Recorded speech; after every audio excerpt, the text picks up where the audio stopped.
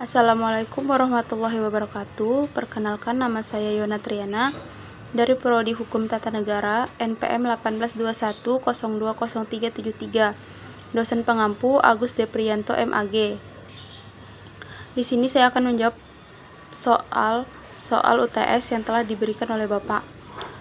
Yang pertama, soalnya 1. Jelaskan ruang lingkup berbagai aspek kajian sistem politik dan ketatanegaraan dalam Islam. Jawabnya, ruang lingkup sistem politik Islam atau siasa Islamiyah secara garis besar optik pembahasan sistem politik Islam meliputi 1. Siasah dusturiyah dalam fikih modern disebut dengan hukum tata negara. 2. Dauliyah. Siasah dauliyah biasa disebut dengan hukum internasional atau hukum dalam hubungan antar bangsa. 3. Siasah maliyah mengatur tentang pemasukan, pengelolaan, dan pengeluaran uang milik negara. Beberapa hal yang berkaitan dengan siasah dusturiyah antara lain persoalan imamah atau hak dan kewajiban, persoalan rakyat atau status dan hak kewajiban, persoalan baiat atau sumpah setia, persoalan waliyatul ahdi atau pemimpin atau khalifah, persoalan perwakilan rakyat atau ahlul haliyah wal akhi, wizarah atau kementerian dan pembagiannya. Sedangkan dasar-dasar siasah dauliyah antara lain mewujudkan kesatuan umat manusia, mewujudkan keadilan, menghargai persamaan, menghargai kehormatan manusia, mengembangkan toleransi.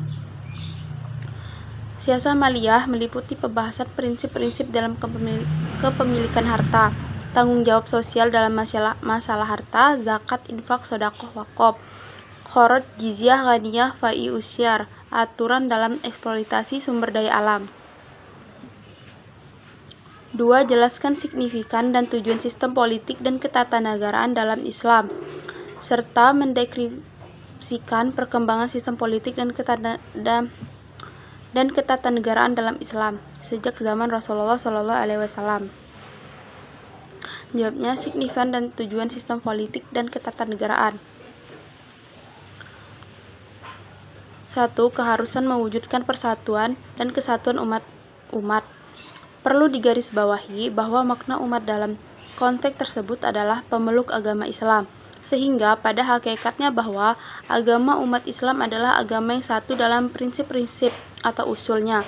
Tiada perbedaan dalam akidahnya, walaupun dapat berbeda-beda dalam rincian atau furu ajarannya. 2. Kemestian bermusyawarah dan dalam menyelesaikan masalah-masalah istidiyah.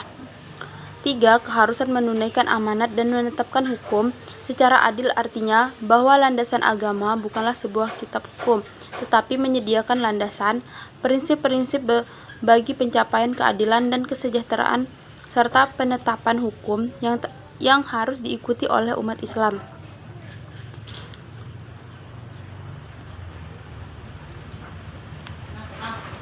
3. Keharusan menunaikan amanat dan menetapkan hukum secara adil, artinya bahwa landasan agama bukan sebuah kitab hukum, tetapi menyediakan landasan prinsip-prinsip bagi pencapaian keadilan dan kesejahteraan serta menetapkan hukum yang harus diikuti oleh umat Islam. Tetapi landasan itu hanyalah cita-cita pemberi arah, dan rakyat itu sendirilah lewat musyawarah dan lainnya yang menyusun hukum-hukum negara itu, termasuk prinsip-prinsip dalam menunaikan amanat dan menetapkan hukum sehingga tetap berpedoman pada Al-Quran sebagai sumber utama dan pertama bagi umat Islam. Perkembangan sistem politik dan ketatanegaraan sejak zaman Rasulullah SAW. Demikianlah ketika Rasulullah SAW memegang kekuasaan di Arab, dalam waktu singkat beliau mampu menjadikan negara Arab sebagai raksasa yang menguasai wilayah Timur Tengah. Kebesaran negara Arab bahkan mampu menenggelamkan populitas negara-negara yang telah lebih dulu memiliki peradaban tinggi dan telah dibangun selama beberapa generasi seperti Babilonia, Mesir, Persia, Romawi, India, Yaman, dan Cina. Terhadap fenomena keberhasilan Rasulullah, Will Durant atau penulis buku The Story of the Villain mengatakan jika kita mengukur kebesaran dengan pengaruh, dia seorang raksasa sejarah. Ia berjuang meningkat tahap rohaniah dan moral suatu bangsa yang tenggelam dalam kebiadaban karena panas dan kegersangan gurun. 3. Sebutkan serta jelaskan ayat-ayat Al-Quran dan hadis Nabi tentang sumber praktik politik Islam.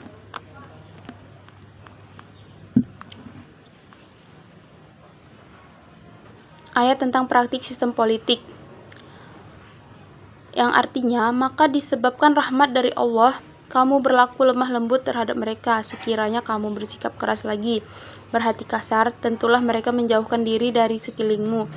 Karena itu, memanfaatkan mereka, memohonlah ampun bagi mereka, dan bermusyawarahlah dengan mereka dengan urusan itu. Kemudian apabila kamu telah membulatkan tekad, maka bertakwalah kepada Allah. Sesungguhnya Allah menyukai orang-orang yang bertawakal kepadanya.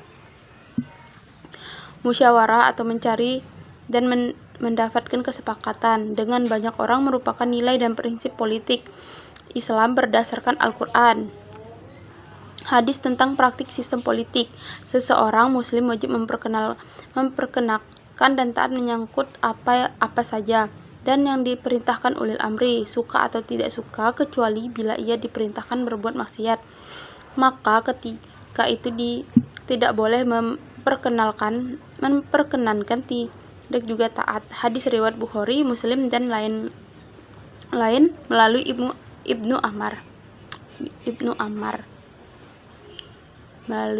Umar. Kemestian penantian Allah dan Rasulullah serta ulil amri atau berpegang kekuasaan.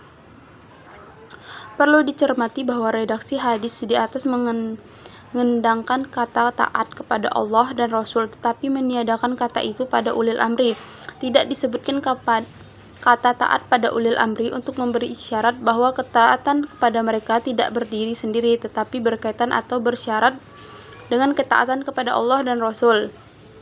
Dan dalam arti apabila perintahnya bertentangan dengan nilai-nilai ajaran Allah dan Rasulnya, maka tidak dibenarkan untuk taat kepada mereka. Tetapi di sisi lain, apabila pemerintah ulil amri tidak mengakibatkan kemaksiatan, maka wajib ditaati walaupun perintah tersebut tidak disetujui oleh pemerintah. Sekian dari jawaban UTS saya. Wassalamualaikum warahmatullahi wabarakatuh.